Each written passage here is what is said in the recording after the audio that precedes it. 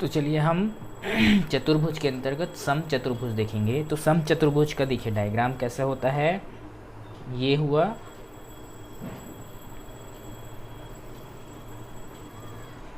ये हुआ।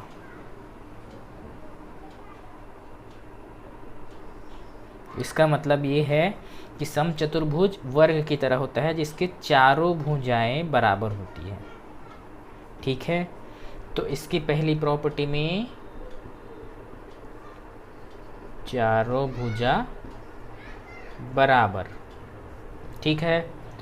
दूसरे में इसके सामने की कोण बराबर होते हैं। इसके सामने का ये है और इसके सामने का ये है। जैसे समांतर चतुर्भुज में हमने देखा था, तो सम्मुख कोण बराबर, सम्मुख कोण बराबर, ठीक है। तो ये हो गया दो चीज। अब तीसरी में देखते हैं इसके विकर्ण। तो इसके विकर्ण जो है देखो बराबर नहीं होते, लेकिन एक दूसरे को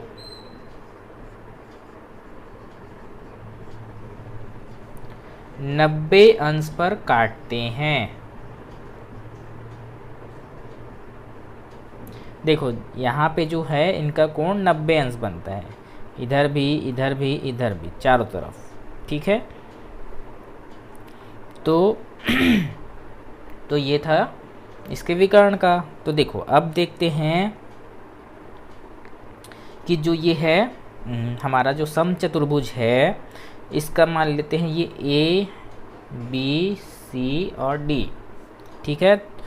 तो समांतर की तरह इसके भी ये दोनों कोण का योग 180, या इन दोनों का भी 180 और इन दोनों का भी 180, या इन दोनों का भी 180। तो इस तरह से इसके कोणों का योग 180 होता है। मतलब कोण ए प्लस कोण बी बराबर कोण बी प्लस कोण सी बराबर कोण सी प्लस कोण डी बराबर कोण डी प्लस कोण ए बराबर 180 अंश।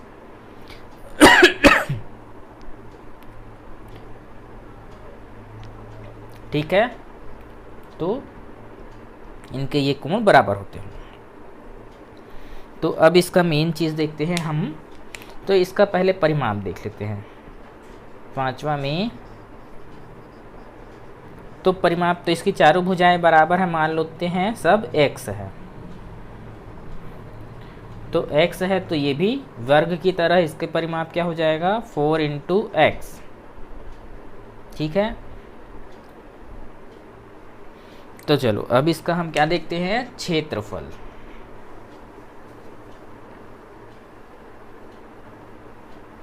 जो कि सबसे इम्पोर्टेंट है। क्या,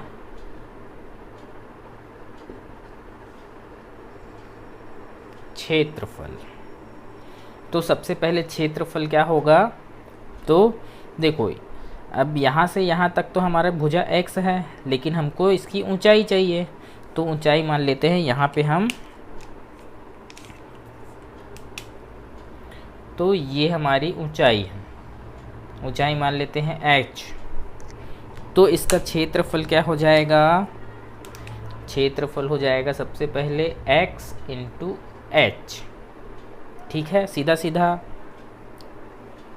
ये इसका पहला क्षेत्रफल।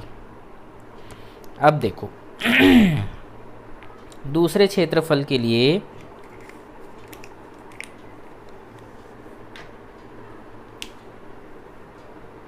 अब ये इसका मान लो कोण है, तो ये कोण क्या है, अल्फा है। तो इसकी और इन दोनों की भुजा की जो हमने त्रिभुज वाली प्रॉपर्टी देखी थी, तो ये त्रिभुज में ये दोनों के बीच का कोण दिया हुआ है और ये भुजा दी हुई है। तो ये क्या होता था हमारा, क्या होता था, x 1/2 x इंटू एक्स, दोनों भुजा और इंटू साइन उनके बीच का कोण अल्फा। तो अभी ये तो सिर्फ आधे का था, तो हमको इसका डबल करना है, तो यहाँ पे डबल कर देते हैं। तो ये 2 से ये 2 कट गया, तो हमारे पास क्या बचा, तो ये हो जाएगा एक्स स्क्वायर साइन अल्फ़ा। ठीक है, तो ये हमारा दूसरा फॉर्मूला है समचतुर्भुज के क्षेत्रफल का।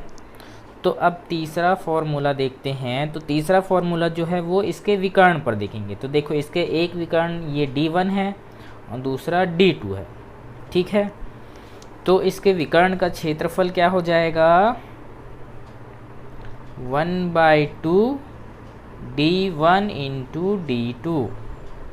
तो ये हमारा जो विकर्ण के थ्रू हम क्षेत्रफल निकालेंगे वो हमारा ये है। अब उसके बाद देखते हैं एक और प्रॉपर्टी जो हमारी इस त्रिभुज पर लगता है। पाइथागोरस प्रमेय से इसको लगाने पर जो हमारा आता है, तो ये क्षेत्रफल नहीं है।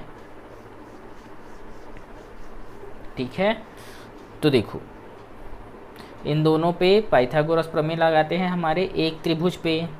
तो यहाँ से निकल जाएगा एक्स स्क्वायर, ये हमारा कर्ण हो जाएगा। देखो पाइथागोरस प्रमेय क्या होता है, कर्ण का वर्ग इज इक्वल टू लंब का वर्ग धन आधार का वर्ग। तो कर्ण यहाँ पे हमारा क्या है, एक्स का स्क्वायर, भुजा को हम क्या माने एक्स। तो पहला क्या है D1/2 का होल स्क्वायर प्लस D2/2 का होल स्क्वायर। तो इसको हल कर देते हैं, तो एक्स स्क्वायर बराबर D1 का square divided by 4 plus D2 का स्क्वायर डिवाइडेड बाई 4। ठीक है, अब इस 4 को ट्रांसफ़र कर देते हैं, तो 4x का square is equal to D1 square plus D2 square. इसका मतलब क्या हुआ, हमारे दोनों विकर्ण के वर्गों का योग जो है हमारी जो भुजा है उसके वर्ग के 4 गुना के बराबर होता है। ठीक है, तो ये भी एक हमारा प्रॉपर्टी बन गया। तो जो हमारे समचतुर्भुज का प्रॉपर्टी थे वो इतने ही थे। तो यहाँ पे हम अपना समचतुर्भुज अब ख़त्म करते हैं। तो इसके आगे फिर हम समलंब चतुर्भुज देखेंगे, तो वो हमारे अपने अगले वीडियो पे देखेंगे। ठीक है, तो आज के लिए इतना ही।